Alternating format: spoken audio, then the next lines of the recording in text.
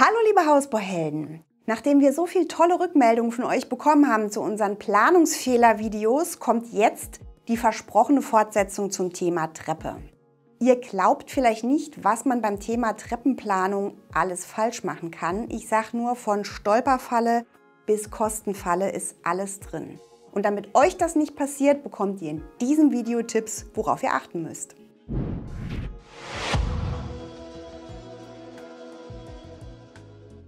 Mein Lieblingszitat zum Thema Treppenplanung findet sich tatsächlich in Gustave Flauberts Wörterbuch der Gemeinplätze. Dort steht unter dem Stichwort Architekten: lauter Trottel vergessen immer die Treppe. Das ist natürlich völlig überspitzt, aber es ist ein Tipp an angehende Bauherren, sich um die Treppenplanung zu kümmern. Wer das nicht macht, bekommt gerade vom Bauträger oft die enge, halbgewendelte Standardtreppe in einer dunklen Nische. Klar, man will keinen Platz verschwenden, aber je weniger Platz ihr für die Treppe reserviert, desto steiler, gefährlicher und unbequemer wird sie. Und gerade im Alter oder für kleine Kinder oder mit vollem Wäschekorb in der Hand zur Unfallquelle. Ganz wichtig bei der Treppe sind die Punkte Absturzsicherung, rutschhemmender Belag und gute Beleuchtung. Und auch wenn man in Einfamilienhäusern immer wieder schicke puristische Treppen ohne Geländer sieht, kann man machen, aber wenn man gut plant, kriegt man das auch optisch schick hin mit Sicherheit.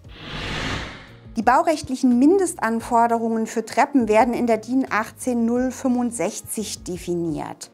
Hiernach muss die Laufbreite einer notwendigen Treppe im Wohnhaus mindestens 80 cm betragen. Besser sind aber 90 oder 100 cm.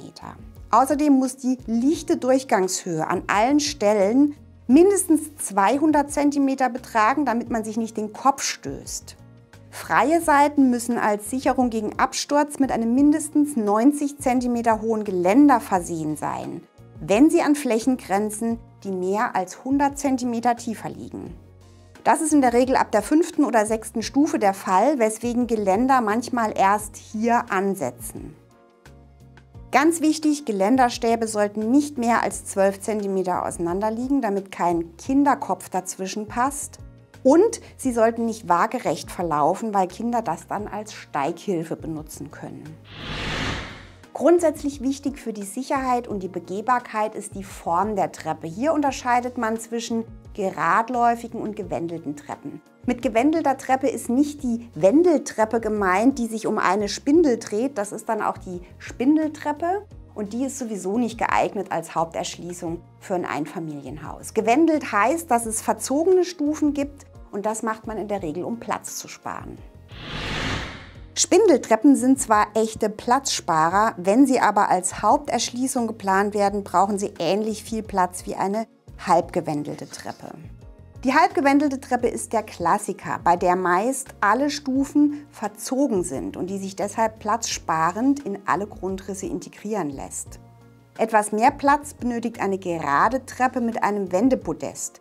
Sie ist aber komfortabler zu begehen. Noch etwas mehr Platz benötigt eine Podesttreppe mit 2 Podesten und großem Treppenauge in der Mitte. Ist hier die Öffnung groß genug geplant, kann aber hier später ein Aufzug platziert werden. Der Raum ist also nicht verschwendet. Ganz häufig zu finden im Einfamilienhaus ist die Treppe mit viertelgewendeltem Antritt, die auch in kürzere Dielen passt. Sie sollte aber nicht direkt neben der Haustür starten, um Engstellen zu vermeiden. Am meisten Platz braucht eine gerade einläufige Treppe. Dafür können darunter auch Einbauschränke platziert werden und sie sind bequem und sicher zu begehen und dank ihrer klaren Optik vor allem in modernen Wohnambiente gefragt.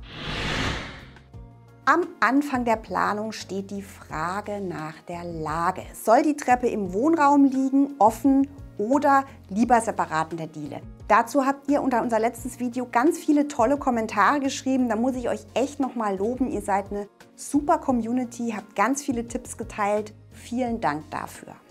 Wenn ihr euch für den ersten Fall entscheidet, Treppe als skulpturales Möbelstück, als Schmuckstück offen im Wohnraum, hat das verschiedene Vor- und Nachteile und es gibt auch unterschiedliche Fails, die man machen kann, je nachdem, wofür man sich entscheidet. Der Wohnraum rückt damit stärker ins Zentrum des Geschehens. Beide Geschosse wachsen akustisch und optisch zusammen. Wenn Kinder im Haushalt leben, bekommen die Eltern eher mit, wer ins Haus kommt und wer im Jugendzimmer ein- und ausgeht. Das kann man wollen oder auch nicht. Fails wären hier, wenn die Treppe frei im Raum steht und man sich beim Vorbeigehen den Kopf an den Stufen stoßen kann. Wenn man über die Antrittsstufe stolpert, weil diese zu weit und nicht sichtbar in den Raum ragt. Oder wenn man mit offener Galerie zur Küche hin plant und dann Lärm von Küchenarbeit und Kochgerüche direkt auch über die Treppe nach oben steigen. Mit der Treppe im Wohnraum spart ihr natürlich Platz in der Diele, aber der Wohnraum wird damit zum Teil der Erschließungsfläche und auch das kann Vor- und Nachteile haben. Von der sehr offenen Küche habe ich natürlich auch einen kurzen Weg zur Speisekammer. Die ist jetzt in diesem Fall hier unter der Treppe eingebaut. Wenn ich mit Keller bauen würde, wäre natürlich hier der Kellerabgang. So ist der Raum genutzt. Das heißt, ich kann da meine Getränkekisten lagern, aber natürlich auch den Raum als Speisekammer nutzen oder beispielsweise mal einen Staubsauger abstellen. Was man vielleicht noch sagen kann bei diesem Konzept der fließenden Räume, wo die Treppe jetzt mitten im Raum steht, ist der Vorteil, dass natürlich die Flurflächen alle den Wohnflächen zugeordnet werden. Ich habe keinen separaten Flur, wo mir Fläche verloren geht, sondern dadurch bekomme ich auch in einem Haus, das jetzt nicht so riesig ist, einen ganz großen Raumeindruck im Erdgeschoss. Was man zu dem Beispiel noch sagen kann, wenn ihr eine gerade einläufige Treppe wollt und mit Keller plant, ist immer die Frage, wie rum legt ihr die Treppe im Grundriss. Also ist der Antritt nach oben in der Diele, so wie in dem Beispiel, dann heißt es natürlich, dass der Kellerabgang durch den Wohnbereich erfolgt. Das muss man sich wirklich überlegen und ganz genau abwägen, denn wenn ihr im Planungsprozess die Treppe nochmal umdrehen wollt oder ändern wollt, das haben schon viele festgestellt, könnt ihr mit der Grundrissplanung wieder ganz von vorne anfangen. Denn entscheidend ist ja auch, wo die Treppe oben rauskommt und wie dort die Flurflächen und die Zimmer organisiert sind. Wenn ihr die Treppe abgeschlossen in der Diele legt, habt ihr mehr Privatsphäre, aber auch da gibt es verschiedene Dinge zu beachten. Der Fail Nummer 1, wenn die Treppe in der Diele liegt, ist kleines Haus, wenig Platz für die Treppe und der Antritt dann direkt neben der Haustür und auch noch kein Stauraum drunter. Oder die Treppe ist offen geplant und ihr habt eine Sichtachse, die ihr nicht haben wollt, mitten in euer Wohngeschehen. Deshalb besser so.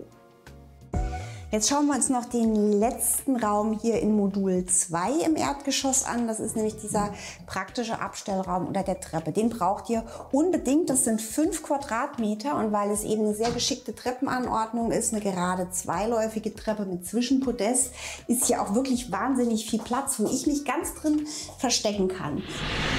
Platzspartipp bei kleinen Häusern, Treppenantritt möglichst trotzdem weg von der Haustür und keine offenen Treppen, die keinen Stauraum bieten. Außerdem bei offenen Treppen können sich Kinder oder Haustiere verletzen. Der Dreck fällt von oben immer durch nach unten drunter. Das muss man sich alles überlegen und es ist auch nicht schön, wenn die Haustür offen ist und dann praktisch vor die Treppe knallt oder der Zugang nach oben dann versperrt ist. Außerdem läuft man dann morgens, wenn man die Treppe runterkommt, immer über den dreckigen Fußabtreter zur Kaffeemaschine. Der größte Vorteil, wenn die Treppe in der Diele ist, liegt natürlich darin, wenn es geschickt geplant ist, könnt ihr das Obergeschoss später abtrennen, wenn die Kinder aus dem Haus sind und ihr vielleicht nur noch eine Wohnebene braucht und die andere Hälfte vermieten wollt. Sind wir auch schon direkt drin in dem Treppenhaus, das hier vorgesetzt ist. Die Treppe braucht jetzt hier etwa eine Fläche von 2,20 auf 3,20, ist eine bequem zu begehende Podesttreppe, die in diesem vorgesetzten, sehr schön hellen Teil eben wirklich dem Wohngeschehen vorgelagert ist.